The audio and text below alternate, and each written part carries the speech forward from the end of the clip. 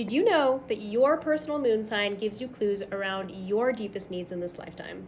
I'm going to even be dramatic and say that I think your moon sign will show you the actual requirements of what you need in this lifetime to feel safe, to feel secure, to feel happy, to honestly to feel emotionally well.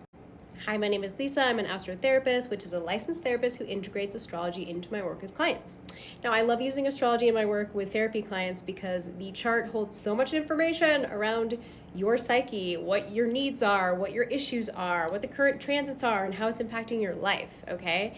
And today I want to talk about the moon because the moon is such a crucial aspect of my astrotherapy work. In fact, I feel like I could purely work with people just on their moon and we could go so deep together. Okay, so what is the moon in astrology? Everyone has a moon. It was in a particular sign on the day that you were born. Go check out your chart. What is the moon sign, okay? Now, the moon in the chart represents a lot of things. I want to be clear. But specifically in this video, I want to talk about how your moon is related to your deepest emotional needs, okay? And yes, it is related to childhood stuff. Yes, it is related to like how you grew up, possibly family stuff, right? But we're just going to focus today on just how your moon reflects your deepest emotional needs. Your moon sign also shows you how you process emotions, but I think that's a video for another day. So in essence, with this theme, it's almost like your moon sign is like your personalized self-care vibe, like what you need to take care of yourself, okay? And so I always ask people, like, look at your moon sign, and I want to ask, are you feeding your moon, okay? Because it is actually really important to feed your moon in your life, okay? And now obviously we can't be feeding our moon every single day, and I'll get into this, but like, if you are living a life that is not tending to the sacredness of your moon sign and not taking that into account, and it's not something that you are feeding, then you're probably not feeling so great in life. So that's when I say, are you neglecting your moon, right? Especially if somebody's feeling really off. And that can be like big picture, like I feel really weird in my life right now. Or it could be like, I'm feeling really off today. Then I say, have you been neglecting your moon sign? What can you do to actually feed your moon? Because feeding your moon is feeding yourself. It's taking care of yourself. It's like a way that you get to personally nurture and take care of yourself. Almost like you're taking care of a little child, but it's literally you. Okay, so let's give a couple examples. So let's say maybe you have your moon in Taurus, okay?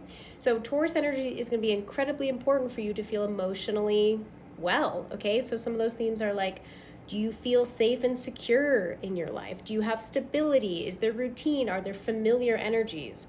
Are there things that feel comfortable for you, okay? These are very Taurus themes, right? And I do want to emphasize the like stability thing. Taurus is an earth sign. It's very grounded. So if you're looking around your life and you're like, not that your life needs to be like totally stable and perfect, you know, we're all like in a process, but that is something that's important to you. And if you are having a very time of instability or feeling lack of security, whether that's like money or your home or relationships, like that's going to be really emotionally impacting you. It's going to be challenging. It's going to be hard for a Taurus moon when life feels unstable. So to feed your moon, you're going to find, what are the things that are stable in my life? What are ways I can find stability and security? And those comforts that Taurus loves so much. Like, how can I prioritize that? Now, again, it can't be your whole life, right? But it is an important part of your emotional well-being, stability and security, okay? Any Taurus moons out there just like, oh my God, that's so true.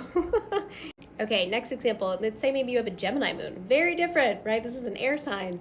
Gemini moons want in their life variety, mental stimulation, like things changing. They get kind of restless if things are too stagnant. Like Taurus is like, I want it to be stable. And Gemini is like, let's switch it up. Like, I want something new.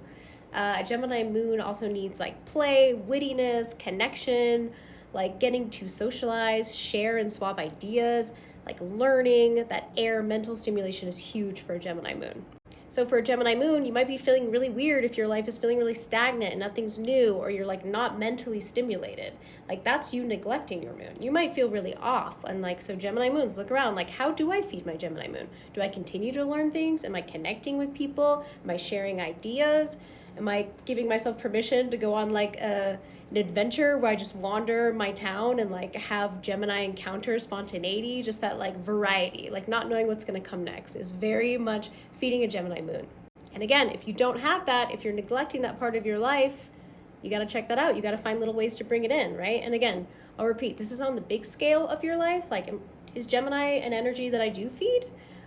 And then down to the like small daily stuff. Like if you're in a really weird mood or in a funk, feeling sad, depressed, whatever, anxious, to feel a little bit better, I'm not saying it fixes everything, do something that's very Gemini. Feed your Gemini moon. This will help bring you back into balance. It's literally a way that you get to nurture yourself, is through Gemini things. Okay, maybe you have a Leo moon, okay? This is a fire sign. This is a very creative energy. This one, and this is so important because I feel like Leo moons sometimes get shamed for this need, but Leo moons literally do need to be seen. They need to be appreciated. They need to literally have people in their lives that are acknowledging them for what they do, because also Leo moons can be such incredible, loyal, open-hearted people in their lives, right? So people acknowledging how special they are in their life, but also like literally Leo moons need to be seen for whatever they do, like to be praised. And I know that might make people cringe, but like this is actually part of the Leo archetype, which is why I love astrology, because we're learning to unshame some of these things that we've experienced all our life. And maybe that's you as a Leo moon. So yes, a Leo moon needs to be seen in whatever they do. They need to be on the stage again, whether that's like literal or metaphorical. Also, Leo moon also needs self-expression. And again, that's going to be different for everybody based on your whole chart. But being seen, self-expression, creativity, and being acknowledged and appreciated and praised. If you're not receiving that in your life, you're going to feel weird. Obviously, your whole life doesn't need to be about that, but that is a crucial part of your emotional well-being. I hope you have people in your life that support that. I hope you have done work to unshame any feelings around that, and giving yourself permission to be seen and appreciated and adored. Leo moons, I got a lot of love for that energy. And also, y'all bring us so much creativity and play. I love it so much. So again, if you're neglecting a Leo moon, maybe you're not being creative, maybe you're not being seen, maybe you're feeling unappreciated. That is totally like a really hard experience for a Leo moon, okay? And last example for today, maybe you have a Cancer moon, okay? It's a water sign.